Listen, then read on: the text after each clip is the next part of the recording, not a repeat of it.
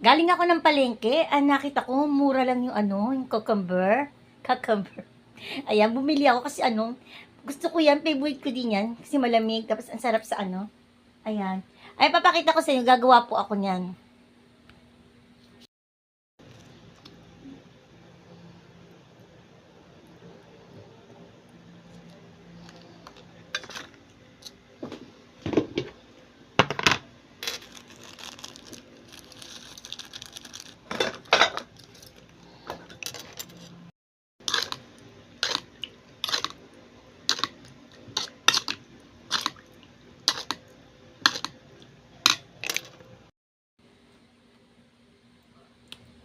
Ayan, gawa na.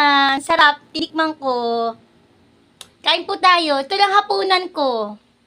Tsaka konting biskuit. Okay na sa akin yon.